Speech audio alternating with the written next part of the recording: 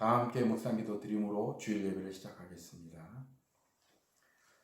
이스라엘의 찬송 중에 계시는 주여, 주는 거룩하시니이다. 여호와여, 멀리하지 마옵소서. 나의 힘이시여 속히 나를 도와주소서. 내 생명의 칼에서 건지시며 위험한 가운데 나를 건져 주옵소서. 사랑과 은혜가 많으신 하나님, 언제나 변함없이 저희들을 사랑해 주심을 감사드립니다. 오늘도 주님 앞에 나와 예배를 드립니다. 세상이 험하고 어려운 가운데 있지만 주님을 사랑하는 마음으로 정성을 다해 예배를 드립니다.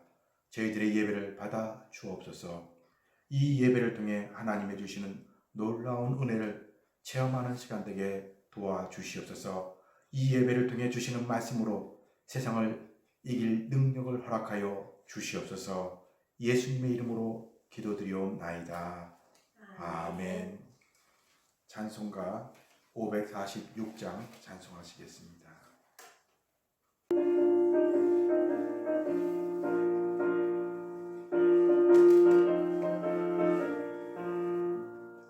주님 약속하신 말씀 위에서 영원토록 주를 찬송하리라. 소리 높여 주께 영광 돌리며 약속 믿고 굳게 서리라. 굳게 서리. 영원하신 말씀 위에 굳게 서리. 굳게 서리. 그 말씀 위에 굳게 서리라. 주님 약속하신 말씀 위에서 세상 염려에게 엄습할 때에 용감하게 힘써 싸워 이기며 약속 믿고 굳게 서리라. 굳게 서리. 영원하신 말씀 위에 굳게 서리. 굳게 서리. 그 말씀 위에 굳게 서리라. 주님 약속하신 말씀 위에서 영원하신 주의 사랑이 밀고 성령으로 힘써 싸워 이기며 약속 믿고 굳게 서리라. 굳게 서리. 영원하신 말씀 위에 굳게 서리. 굳게 서리. 그 말씀 위에 굳게 서리라. 주님 약속하신 말씀 위에서 성령 인도하는 대로 행하며 주님 몸에 항상 안식 얻으며 약속 믿고 굳게 서리라. 굳게 서리. 영원하신 말씀 위에 굳게 서리. 굳게 서리. 그 말씀 위에 굳게 서리라. 다 함께 사도신경을 고백하심으로 하나님 앞에 우리의 신앙을 함께 고백하시겠습니다. 나는 전능하신 아버지 하나님, 전지의 창조주를 믿습니다. 나는 그의 유일하신 아들, 우리 주 예수 그리스도를 믿습니다.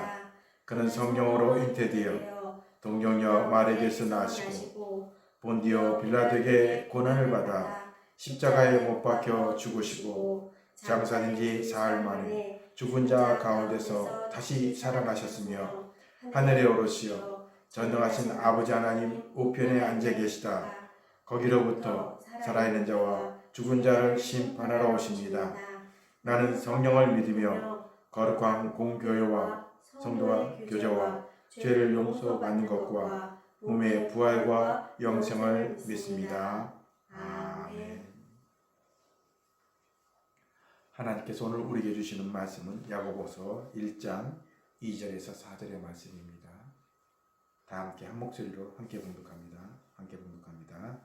내 형제들아, 너희가 여러 가지 시험을 당하거든 온전히 기쁘게 여기라. 이는 너희의 믿음의 시련이 인내를 만들어내는 줄 너희가 알미라. 인내를 온전히 이루라. 이는 너희로 온전하고 구비하여 조금도 부족함이 없게 하려 함이라. 아멘. 할렐루야. 하나님의 축복과 사랑이 여러분들과 여러분의 가정에 함께 하시기를 주님 이름으로 축원합니다. 한번 따라해 보시기 바랍니다. 밤에 노래하는 성도. 밤에 노래하는 성도. 저는 여러분 모두가 밤에도 노래를 할 수 있는 성도가 되시기를 주님 이름으로 축원합니다. 여러분 최미선 양궁 선수 아시는지 모르겠어요. 브라질 리오 올림픽에서 불운의 선수라는 기사로 난 분인데 이 최미선 씨는 자타가 공인하는 세계 1위입니다. 실력적인 면이나 모든 시합에서 1위입니다. 그래서 당연히 금메달을 딸 것이다 라고 예측을 했어요. 그런데 막상 그 시합을 할 때는 금메달을 따지 못했습니다. 동메달, 은메달도 따지 못했어요. 그래서 이분에 대해서 사람들이 뭐라고 말하냐면 비운의 선수다 이렇게 표현을 합니다. 여러분 왜 이 실력 좋은 사람을 비운의 선수라고 했어요? 실력은 금메달이었어요. 모든 사람이 다 인정했어요. 평소에 연습할 때도 세계 1위였습니다. 근데 실제 그 시합, 선수들이 가장 중요하게 여기는 올림픽 그 시합에서 그 사람이 결국은 어떻게 해요? 그 금메달을 놓친 거예요. 여러분 선수의 생명은 뭐예요? 열심히 잘하는 것도 좋습니다. 그 다음에 실력이 있는 것도 좋습니다. 세계적으로 인정받는 것도 좋습니다. 근데 정작 중요한 것은 그 진짜 시합에서 1등할 수 있어야 이것이 진짜 선수라는 거예요. 그래서 그렇지 못하기 때문에 거기서 메달을 못 따기 때문에 비운의 선수다 이렇게 말하는 것입니다. 여러분 비운의 선수만 있는 것이 아니라 비운의 성도들도 있습니다. 이 비운의 성도라는 것은 뭐냐면 선수는 뭐예요? 시합장에서 시합을 잘해야 그것이 진짜 선수입니다. 좋은 성도, 성숙한 성도는 뭐냐면은 하나님의 말씀을 잘 들었어요. 은혜도 받았어요. 거기서 끝나는 것이 아니라 그 말씀을 듣고 그 말씀대로 세상에 나가서 어려운 가운데 고난 가운데 있음에도 불구하고 거기서 승리할 수 있는 사람이 그것이 바로 좋은 성도, 승리의 성도가 되는 거예요. 비운의 성도라는 것은 뭐냐면 그런 상황에서 그 믿음대로 살지 못하고 실패하는 사람을 말할 때 비운의 성도라 그렇게 말합니다. 저는 여러분 모두가 금메달 성도가 되시기를 바랍니다. 성도들에게는 금메달 성도가 있다 그래요. 좋을 때 감사하는 사람 누구나 다 할 수 있는 평범한 사람입니다. 이것은 동메달 정도 되겠죠. 평범할 때 감사할 수 있는 것 조금 훈련하면 되는 사람들이죠. 이것은 은메달 성도 정도 될 것입니다. 여러분 금메달 성도라는 건 뭐예요? 고난 가운데 있음에도 불구하고 그 고난을 믿음으로 이겨낼 뿐 아니라 그 고난 가운데서도 감사하며 기뻐할 수 있는 사람, 이런 사람이 바로 금메달 성도가 되는 것입니다. 저는 여러분 모두가 금메달 성도가 되시길 바랍니다. 여러분 성경 공부는 말씀을 듣고 머리로만 하는 것이 아니라 가슴을 받고 가슴으로 은혜를 받은 것으로 끝나는 것이 아니라 그 말씀대로 삶의 현장에서 승리할 수 있는 성도가 될 때 이것이 바로 금메달 성도가 될 수 있다는 것입니다. 그래서 오늘 본문과 또 욥기에서는 뭐라고 말하면 욥기 35장 9절에 이렇게 말씀합니다. 사람은 학대가 많음으로 부르짖으며 군주들의 힘에 눌려 소리치나 나를 지으신 하나님은 어디 계시냐 하고 밤에 노래를 주시는 자가 어디 계시냐고 말하는 자가 없구나. 오늘 이렇게 보면 뭐라고 되어 있냐면 밤에 노래를 주시는 자. 여러분 밤에 노래를 주시는 자라는 게 뭐예요? 바로 오늘 제가 말씀했던 바로 금메달 성도를 말하는 것입니다. 좋을 때만 감사하고 기뻐하는 것이 아니라 성공할 때만 감사하고 기뻐하는 것이 아니라 어렵고 힘든 가운데 있음에도 불구하고 그 안에서 평화를 찾고 그 안에서 기뻐할 수 있는 그러한 성도, 밤에도 노래할 수 있는 성도, 바로 누구라고요? 그런 하나님을 찾는 성도, 바로 그것이 아름다운 성도가 될 수 있다라는 것입니다. 저는 여러분 모두가 이 어려운 가운데 있지만 이 어려움을 믿음으로 잘 이겨내며 어려운 가운데서도 밤에도 노래할 수 있는 성도가 되시기를 주님의 이름으로 축원합니다. 오늘 본문에 보면은 이런 성도로 되기 위한 과정 전에 이 욥기에서 뭐라고 말하고 있어요? 밤에도 노래하시는 성도다 이렇게 표현합니다. 여러분, 우리가 아마 우리 밤에도 노래할 성도라는 것은 설명이 좀 필요할 것 같아요. 밤중에 노래하시는 성도라는 것이 무엇이에요? 많은 사람들은 어떤 상황에 닥치고 어려우면요, 그 어려움 가운데 하나님 앞에 기도합니다. 그래서 기도해서 어떻게 해요? 그 어려움을 이겨내면 하나님 감사합니다. 그러면서 그것이 계속 반복되는 거에서 어렵고 힘들 때 하나님 앞에 기도하고 기도해서 그 어려운 문제를 해결하고 그렇게 살아왔던 것이 아마 일상의 생활이었을 거예요. 자, 그런데 문제는 뭐예요? 이런 일상의 생활 가운데 고통이 오랫동안 지속될 때의 문제라는 거예요. 사실 지금 보면요, 참 어려운 때입니다. 요즘 코로나로 인해서 여러 가지 리서치 기관에서 조사를 했어요. 근데 그 한 군데에서 조사했는데 사람들의 스트레스가 얼마나 많은가 봤더니 71.6%가요. 우울증에서 스트레스에 의해서 지금 시달리고 있다는 거예요. 3명 중에서는요, 2명이 지금 우울증과 스트레스로 고생을 한다는 거예요. 대단한 거예요. 우리가 코로나가 처음 시작될 때는요, 어떻게 감기처럼 후딱 지나갈 것이다 그렇게 생각했어요. 그런데 막상 닥치고 보니까 어떻게 쉽게 끝나지 않습니다. 참아야 하는데 언제까지 참는다, 언제 약이 나온다 그러면 좀 참을 수 있겠는데 언제 이게 끝날지 모르겠어요. 그래서 약이 나온다 할지라도요, 이 코로나가 지금처럼 천연도라든가 흑사병처럼 이렇게 쉽게 물러설 것은 아니다라고 얘기합니다.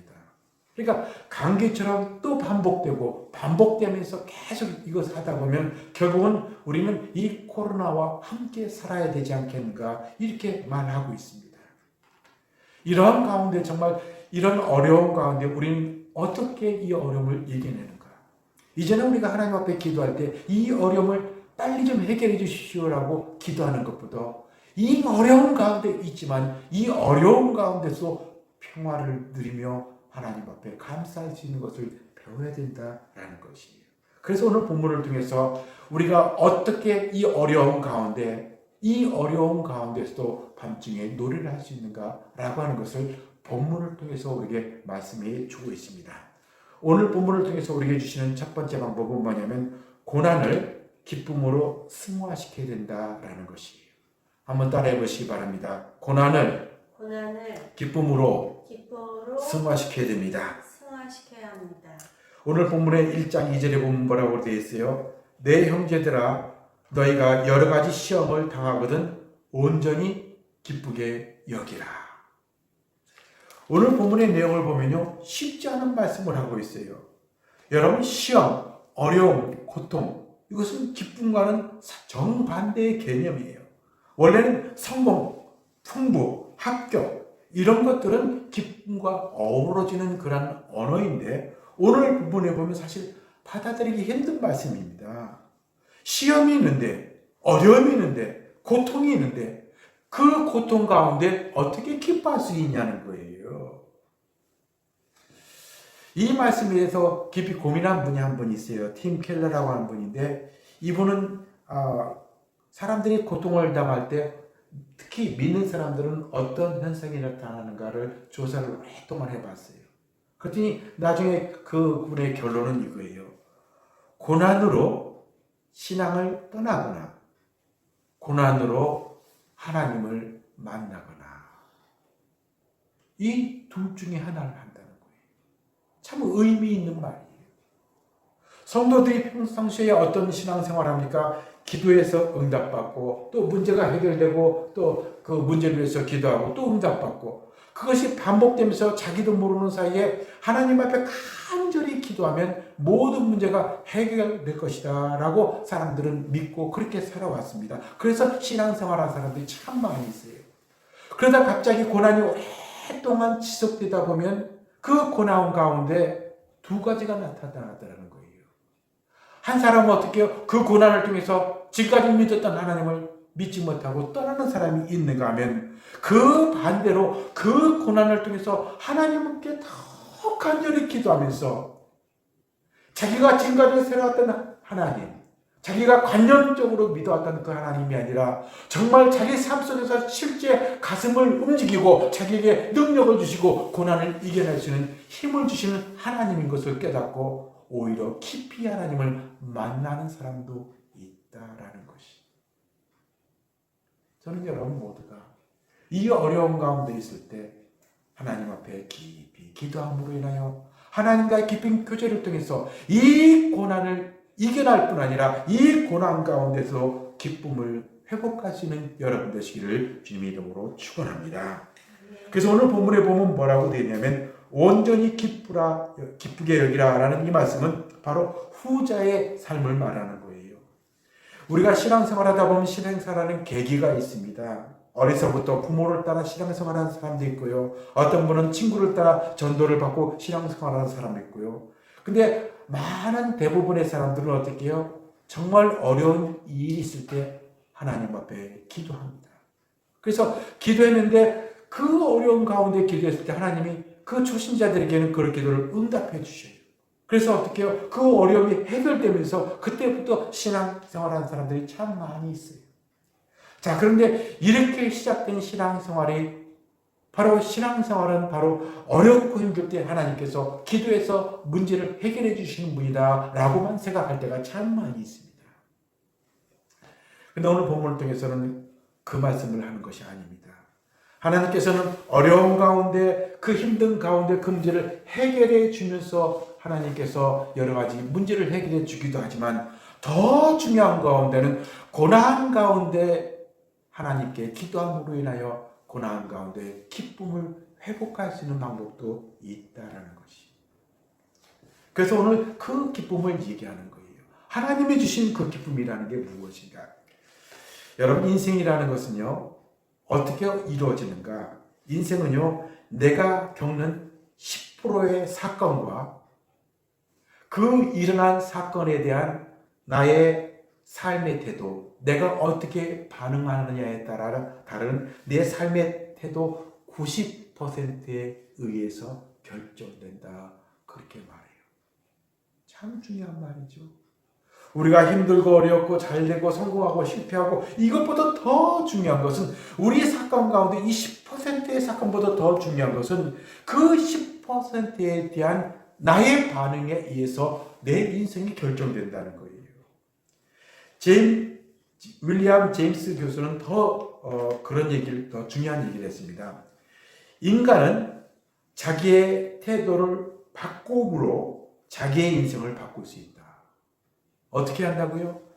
자기의 인생의 태도를 바꿈으로 인하여 내 인생을 바꿔갈 수 있다는 거예요. 저는 여기 한 가지를 더 붙이고 싶습니다. 그건 뭐냐면 인생에서는요.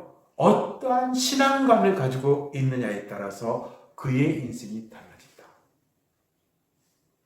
여러분, 우리가 지금까지 믿어왔던 대로 기도하면 응답해 주시고 기도하면 문제 해결해 주시고 그런 하나님이 아니라 어렵고 힘든 가운데서도 고난 가운데서도 하나님이 함께 하시고 하나님이 기쁨을 주시고 그 고난 가운데서 기쁨을 주시는 하나님인 것을 믿는 신앙관.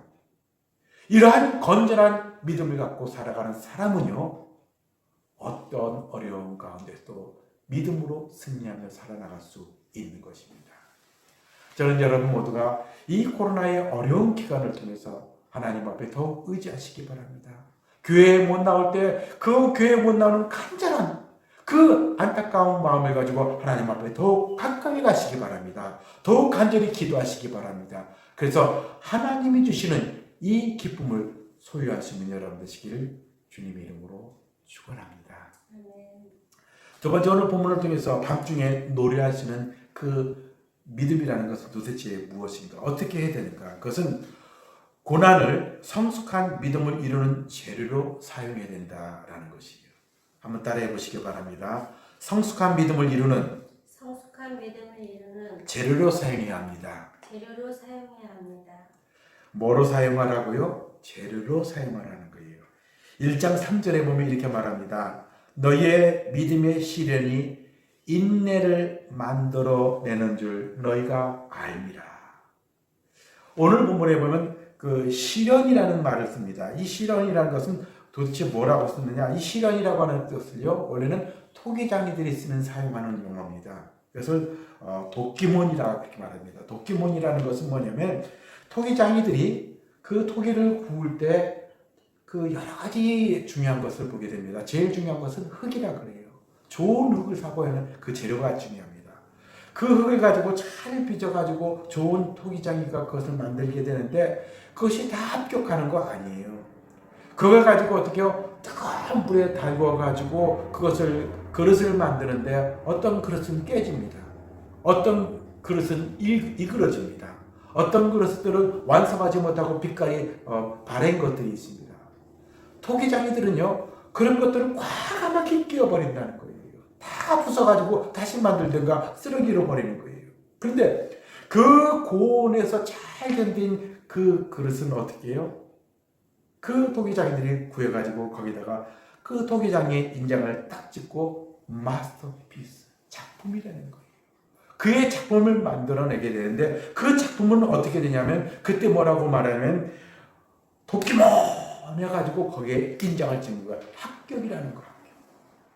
그것을 사용할 때 바로 오늘 시련이다 이렇게 표현하고 있는 거예요. 저는 이 표현이요, 이 설명이 참 제 마음에 와닿습니다. 하나님이 이 땅에 우리를 보내셨을 때 적당히 살기 위해서 이 땅에 저희를 보내지 않았습니다. 대강 살게 하기 위해서 우리에게 만들어낸 작품이 아니다라는 거예요.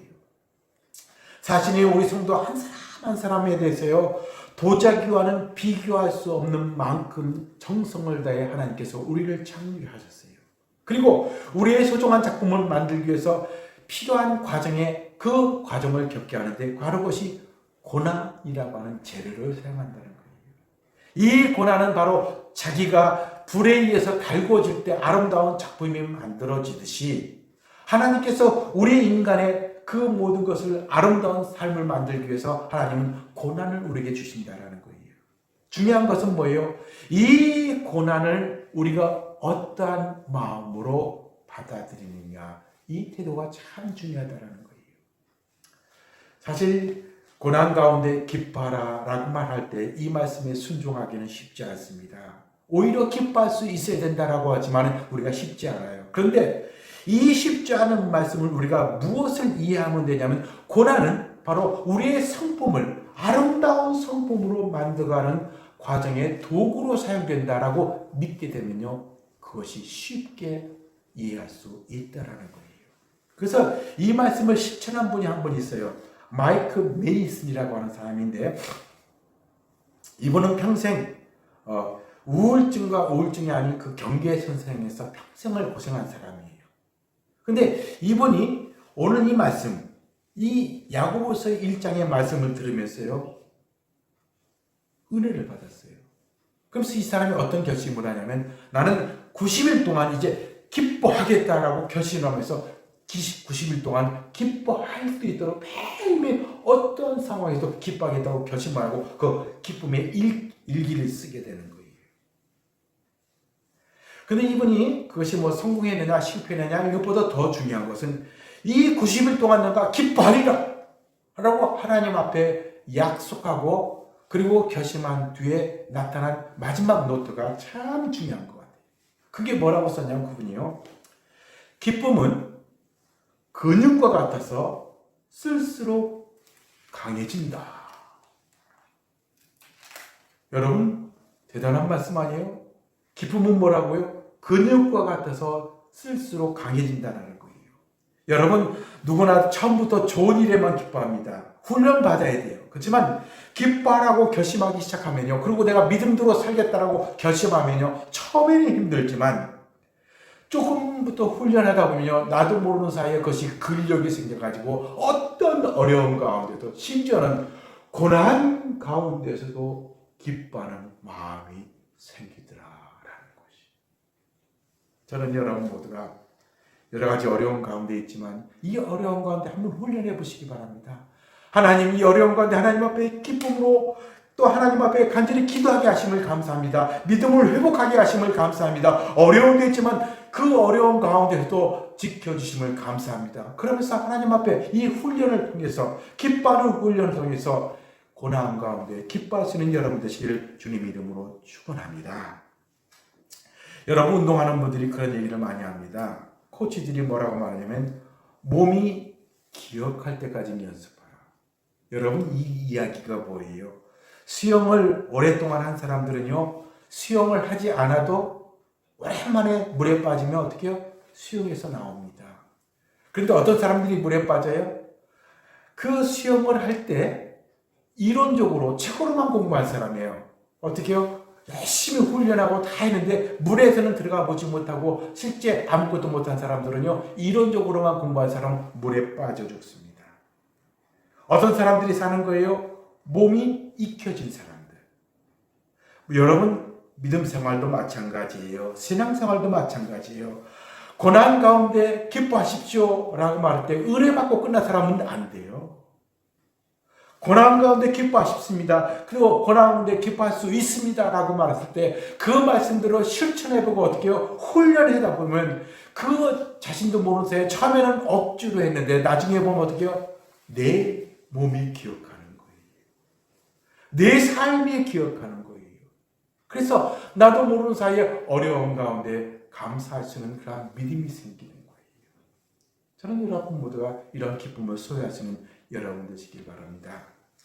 근데 이분이 그 고난 가운데 기뻐하기 훈련을 시작하면 나타나는 축복이 뭐라고요? 근육과 같아서 스스로 강해진다라는 말씀을 하고 한 가지를 더 중요한 말씀을 했어요. 저는 이 말씀이 참 좋았는데 뭐냐면은 고난 가운데 기뻐하기를 결심하고 그 훈련을 하다 보면 근육이 생길 뿐 아니라 그 훈련을 통해서 지난 과거를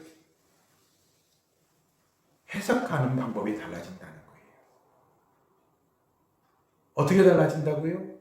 그 훈련하면 지금까지 지나왔던 그 과거의 잘못된 사건들, 실패한 사건들, 회한의 사건들, 가슴 치며 정말 그 일이 없었으면 하는 그 일을 바라보는 시각이 달라진다는 거예요. 저는 이게 얼마나 가슴이 와닿는지 몰라요. 여러분들은 그런 거 없어요? 인생을 살다 보면 내가 그때 그 일만 없었더라면, 그 실수만 하지 않았더라면, 그 실패의 사건만 없었더라면, 그 어려움만 없었더라면, 그런 것들이 많이 있었을 거예요. 그런 것들이 현재 삶을 자주 의지하고 현재 삶을 힘들게 하는 것들이 많다라는 거예요. 그런데 하나님 앞에 기뻐하리라 라고 결심한 사람들에게는 그것을 바라보는 시각이 달라진다는 거예요. 그것조차도 하나님 앞에 기쁨의 조건이 된다라는 것이. 여러분들의 삶을 산 가운데 여러분들을 힘들게 하는 것이 무엇이에요? 믿음으로 이 모든 것을 이겨나가시기 바랍니다. 내가 고난 가운데 기뻐하리라 결심하면서 하나님의 말씀대로 순종하면서 그 지나온 과거를 바라보는 시간을 완전히 바뀌면서 그 사건을 아름다운 나의 삶의 조건으로 보는 거예요. 뿐만 아니라 기뻐하리라 라고 말하면 과거의 사건만 해결되는 것이 아니라 현재의 삶이 아름답게 삶으로 미래의 희망이 보이더라 라는 것이. 저는 이 말씀이 정말로 마음에 와닿았어요.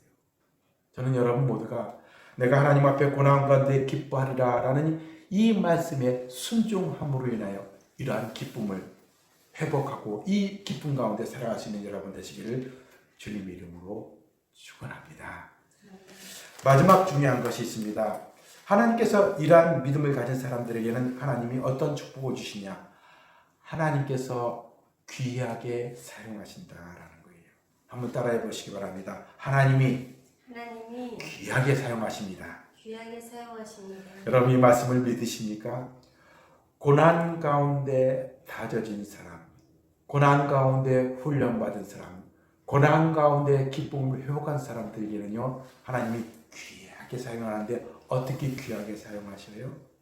그냥 적당히 사용하는 것이 아니라 그 사람을 통해서 수많은 사람들에게 기쁨의 말씀을 전하게 한다는 거예요. 그 사람을 통해서 수많은 사람들이 행복해지게 만들어진다는 거예요. 하나님의 아브라함을 축복할 때 어떻게 하셨어요? 복이라고 하지 않았습니다. 복받으라고 하지 않았어요. 뭐라고 했어요? 복의 근원이 되라고 그랬어요.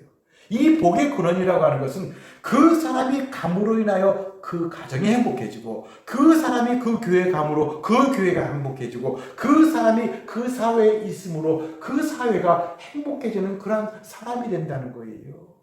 여러분, 이러한 사람이 되는 것이 얼마나 큰 축복입니까?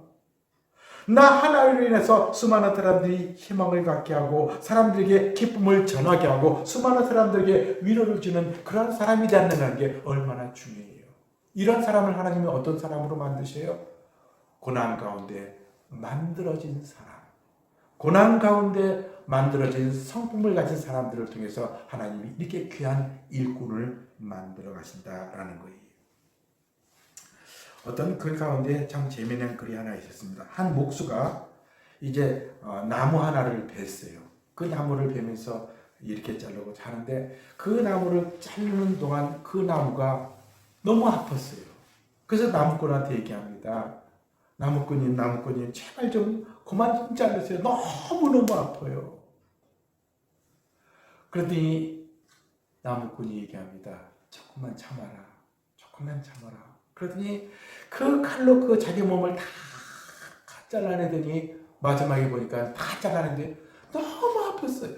너무 견디기 힘들었는데, 다 끝난 다음에 그 나무꾼이 그 나무에게 말합니다. 이제 다 됐다. 그러면서 그 자른 나무를 가지고 피리를 만들었는데, 그 피리로 노래를 하기 시작했어요. 신기한 것은 그 험악한 나무, 아무것도 할 수 없는 나무가 그 피리가 되어가지고 노래를 하기 시작하는데, 수많은 사람들이 춤을 추면서 덩실덩실 추면서 기쁨을 찾는 거예요. 그때 그 나무꾼이 그 피리에게 얘기했습니다. 내가 너를 그렇게 자르고 아프게 한 이유가 있다. 내가 이 피리를 통해서 수많은 사람들에게 기쁨을 주고 즐거움을 주기 위해서 너를 힘들게 했단다. 이제는 그 힘든 거 다 잊어버리고 너를 통해서 수많은 사람들에게 기쁨이 주는 그러한 피리가 되어라. 이렇게 얘기했다라는 거예요. 동화 같은 이야기입니다만 참 가슴에 와 닿는 이야기인 것 같아요. 하나님께서 우리를 갖다 왜 고난 가운데 우리를 힘들게 하는가? 고난 가운데 그 훈련을 이긴 사람들의 그 얼굴이 다릅니다. 언어가 다릅니다. 생각이 다릅니다. 그 고난에 수많은 것을 다 거친 사람들은요, 득도했다 그러나요? 모든 것을 다 깨달은 것처럼 이제는 웬만한 것에 충격받지 않습니다. 그리고 무엇을 깨달아요? 어떤 상황에도 마음의 평화를 누리게 됩니다. 그래서 고난 가운데서도 기뻐하시는 믿음을 회복하는 것입니다. 여러분이 모든 어려움이 여러분들의 힘든 살을 깎아내는 고통이 있을런지 모르겠어요. 이럴수록 잘 참아내시기 바랍니다. 믿음으로 이겨내시기 바랍니다. 그래서 하나님께서 계획하신 놀라운 성품을 회복하시기 바랍니다. 하나님께서 주신 놀라운 기쁨을 회복하시기 바랍니다. 그래서 여러분을 통해서 여러분뿐이 아니라 수많은들에게 기쁨을 나눠주는 훌륭한 일꾼으로 사용되는 여러분 되시기를 주님의 이름으로 축원합니다. 기도하겠습니다. 사랑과 은혜가 많으신 하나님, 얼마나 감사한지요.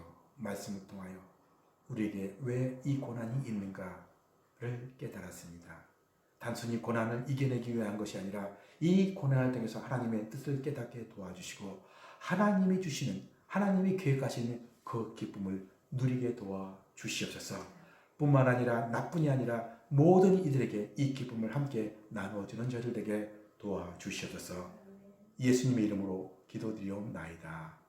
아멘. 말씀을 생각하시면서 찬송 288장 찬송하시겠습니다.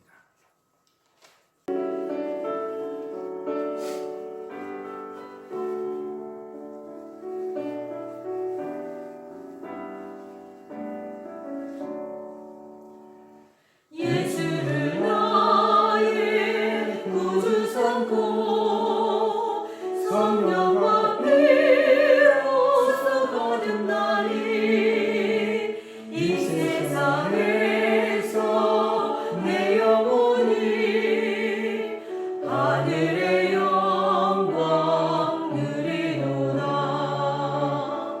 이것이 나의 간증이요 이것이 나의 찬송일세.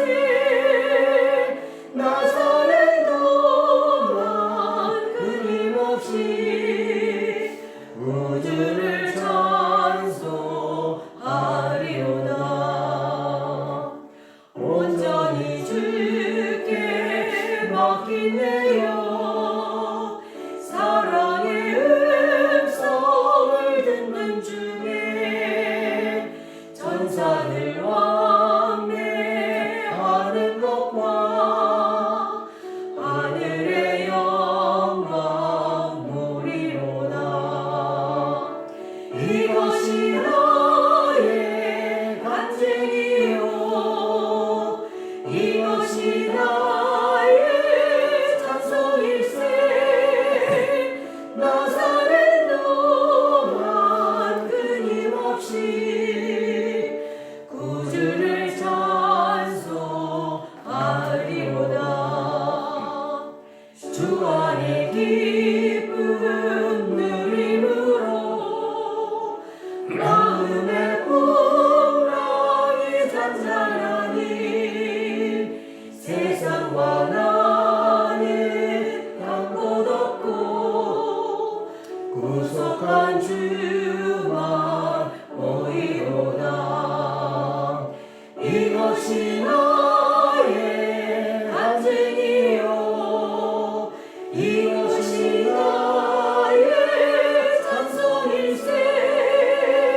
나 사는 동안 끊임없이 구주를 찬송하리로다.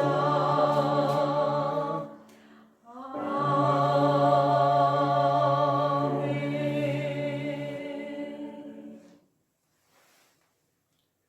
지금은 우리 구주 예수 그리스도의 은혜와 아버지 하나님의 지극하신 사랑과 성령님의 감화감동 충만 교통하신 은혜가 이제로부터 영원토록 함께하옵기를 간절히 축원하옵나이다. 아멘.